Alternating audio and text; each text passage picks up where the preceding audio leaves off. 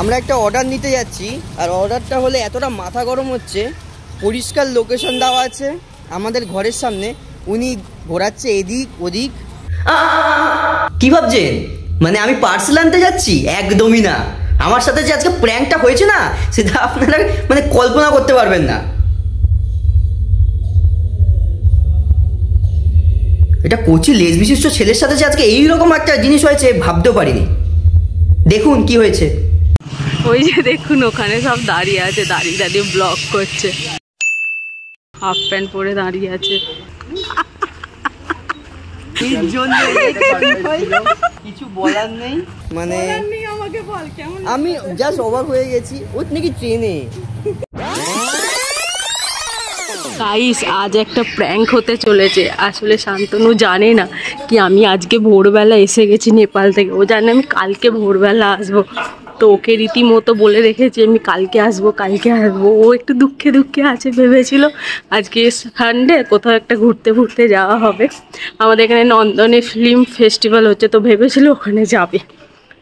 তো সেই সব প্ল্যান তো ক্যান্সেল, আর ওরও পায়ে লেগেছে, ও ঘরে বেচারা বসে আছে। তো আমি ওকে যাচ্ছি সারপ্রাইজ দিতে। এই যে ঝোলা ভর্তি করে গিফট নিয়ে যাচ্ছি, নেপাল থেকে এনেছি। তো যাই ওর বাড়ির ওখানে যাই, গিয়ে দেখি ওর রিয়াকশানটা, ওটা রেকর্ড করবো আমি, ঠিক আছে? আর আমি এতটা শয়তান, মানে আমি নিজেকেই নিজে শয়তান বলছি, কারণ আমি শয়তান।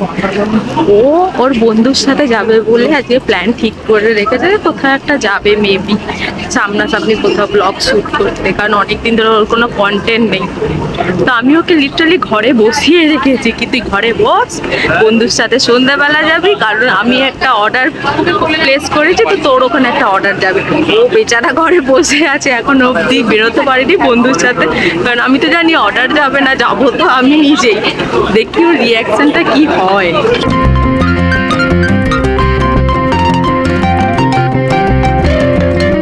এই এলাম, এই টালিগঞ্জ পৌঁছালাম, অনেকটাই লেট হয়ে গেল, প্রায় সন্ধ্যে হতে চললো, 5:30 বাজে।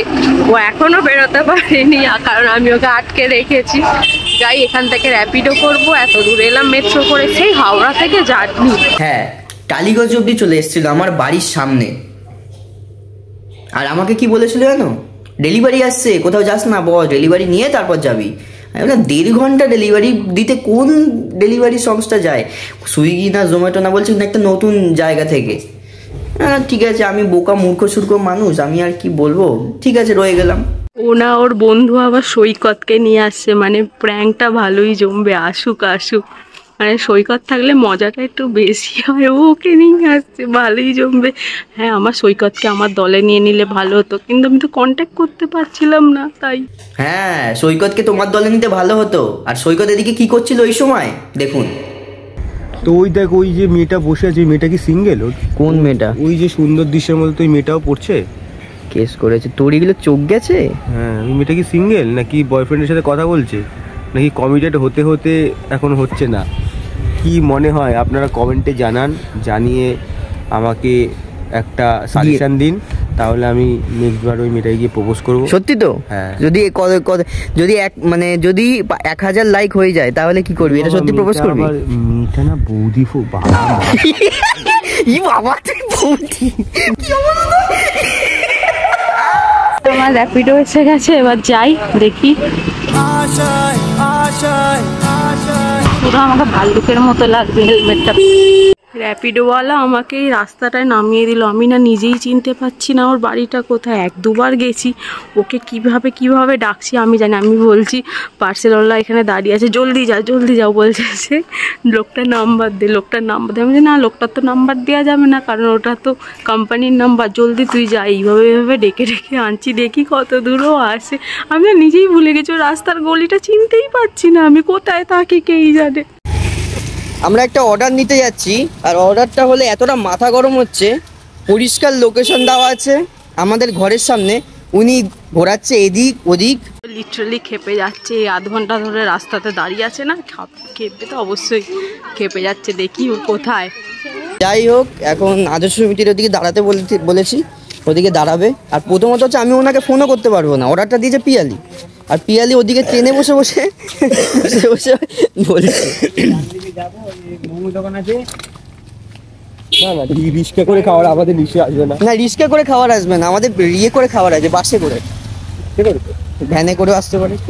আমরা এখন আদর্শ সমিতি ক্লাবের সামনে চলে এসেছি, কিন্তু প্রবলেম হচ্ছে নামও নিশান নেই, কোথায় গেছে ভগবান জানে। এবার খুব মাথা গরম হচ্ছে।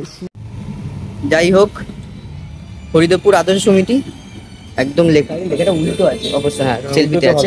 আরেকটা কথা, এখানে আমাদের জন্য অনেক কারিগরিক সব খাবার আসছে, ওই খাবারগুলো আমরা রাক্ষসের মতো ঝামাবি না, ঠিক আছে অবশ্যই। আর কি কি আসছে অবশ্যই দেখাবো আপনাদের। তবে এইটা খুব বিরক্ত লাগছে, অনেকক্ষণ ধরে আমরা দাঁড়িয়ে আছি, অনেকক্ষণ ধরে আমরা চলছি, কারণ আমাদের একটা নেপালগঞ্জ যেতে হবে, একটা হাট। ওই যে দেখুন ওখানে সব দাঁড়িয়ে আছে, দাঁড়িয়ে দাঁড়িয়ে ব্লগ করছে, আমাকে একবার যেতে দিন শুধু। হাফ প্যান্ট পরে দাঁড়িয়ে আছে। দেখেছিস এত সুন্দর ক্লাবটা, খুব ভালো দুর্গাপূজা হয় ক্লাবে।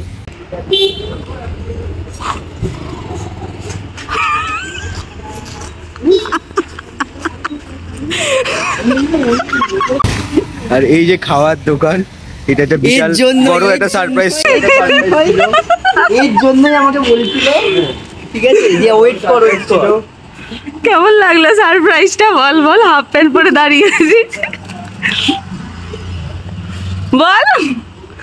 কিছু বলার নেই, বলার নেই, আমাকে বল কেমন লাগলো। আমি জাস্ট অবাক হয়ে গেছি, ওর নাকি ট্রেনে, আমি না অনেক আগে চলে জাস্ট কিছু একটা জাস্ট মনে হচ্ছিল। ভালো হয়েছে, ভালো হয়েছে, ভালো হয়েছে, এর জন্য তুই ব্লগ করতে বলছিলিস।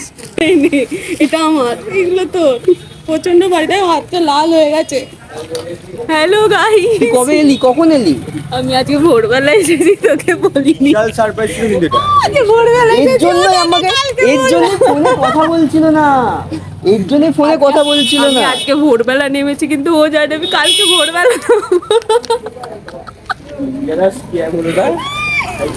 আমি মানে ইয়ে হয়ে গেছি জাস্ট। তো শান্তনু দত্ত, আপনার কেমন লাগলো? আমি জাস্ট শক হয়ে গেছি। আমি আর নেই, হাফ প্যান্ট পরে দাঁড়িয়ে আছেন আপনি। তাও আবার কি হ্যাংলার মতো খাওয়ার নেওয়ার জন্য। ওকে বলেছি আরসালানের বিরিয়ানি, আর সেই যা ওর আরসালানের বিরিয়ানি। হাফ প্যান্ট দেখাবো না, দেখ এডিটিং তো আমার হাতে। না না এটা দেখাতে হবে ভাই, হাফ প্যান্টও দেখাতে হবে, সব দেখাতে হবে। মানে আসলে ব্যাপারটা কি বলতো, ব্যাপারটা ঠিকই ঘটেছে। ব্যাপারটা হচ্ছে আমি ডালে ডালে চলছিলাম আর ও পাতায় পাতায় চলছিল, ব্যাপারটা এখানে। মানে এতটা বদমাস জীবনে কোনোদিন।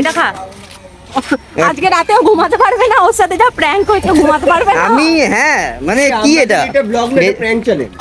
যাই হোক, আমার যা যেরকম মানে মজা নিয়েছে এরা দুজন খাবে খুব সহজেই, আরও আসছে। কিন্তু হ্যাঁ, নেপাল থেকে কি কি এনেছে গিফটস, সেইগুলো ঘরে গিয়ে দেখা হবে, এবং এই ভিডিওতে না, পরবর্তী ভিডিওতে আনবো। তো কেমন লাগলো এই ভিডিওটা অবশ্যই জানাবেন। আমার ফেটেছে, আপনাদের হয়তো অবশ্যই মজা লেগেছে। মজা লাগলে অবশ্যই লাইকটা করে দেবেন, কমেন্টস করে দেবেন, আর জানাতে তো কোনো খরচা নেই, খরচা আছে কমেন্টস করতে, করুন না, জান তারা।